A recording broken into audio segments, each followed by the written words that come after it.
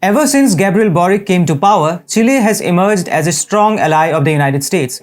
This shift in Chilean foreign policy has been driven by a combination of factors, including Boric's reverence for the American left and his emphasis on normative principles like shared democratic values. Hi and welcome to TFI Global Latin America, TFI Global's channel dedicated to the America in the Americas. I'm your host Michael.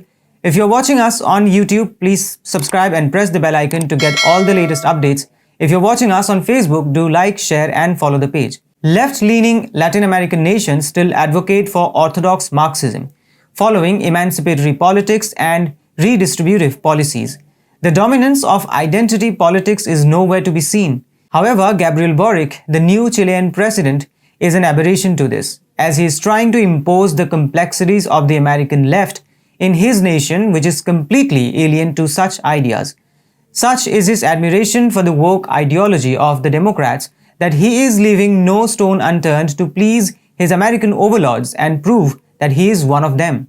The recent condemnation of Russia's military operation in Ukraine is a clear example of how Chile's foreign policy goals are now more aligned with those of the United States. In March 2022, Chile issued a statement condemning Moscow's military action in Kyiv and expressing support for Ukraine's territorial integrity and sovereignty. This statement was similar to those issued by the United States and its blunderous allies, and it reflected Chile's geopolitical agenda. The government of Chile even offered nationality to US-based activities in Nicaraguans who were made stateless on charges of treason to the country. Gabriel Boric recalled that the history of Chile teaches that the defense of democracy and human rights, as well as international solidarity among peoples, goes beyond political situations and is part of the standards of civilization essential for life in society. This sounds like a speech taken verbatim from the US President Biden's notebook.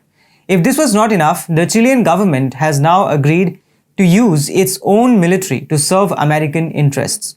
The Chilean government of President Gabriel Boric has upped the South American country's military strength in areas bordering Peru and Bolivia such as Arica, Parinacota, Tarapacá and Antofagasta in a move to tackle illegal immigration, it was reported.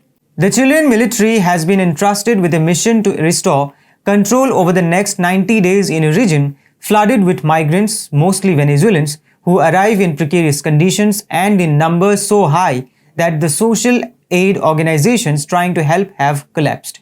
According to Boric's decree, the military units may carry out identity controls and detain persons entering or leaving through an unauthorized border crossing and then hand them over to the local police.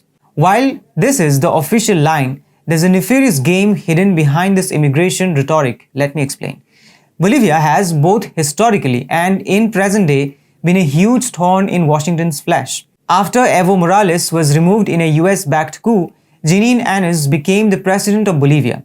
However, in the 2020 elections, Morales' party made a stunning comeback and Luis Arce became the president of Bolivia. Ever since then, the US-endorsed opposition groups in Santa Cruz have been organizing civic strikes, basically plotting conspiracies to overthrow the democratically elected government of Bolivia. As we have previously explained, ever since President Arce was elected in late 2020, the Civic Committee has used the strikes to protest against the government and destabilize the economy, a tactic which has been used several times since 2019. Therefore, the recent military deployment by the Chilean government close to the Bolivian border needs to be understood in this light. Under the official veneer of controlling immigration, there is a covert strategy to give military assistance to the US-backed extremists working in Bolivia. The Chilean military will supply weapons and other material support to the traitors in Bolivia. There is no doubt that the US has been planning a color revolution in Bolivia for some time. With Chile's cooperation, the US might even succeed in its mission. Nonetheless, it would be a serious setback to the increasing efforts being made by a number of countries to forge a more cohesive and integrated Latin America. Whether this significant development will culminate in the toppling of the Bolivian government is uncertain, but Chile's actions will certainly add fuel to the fire.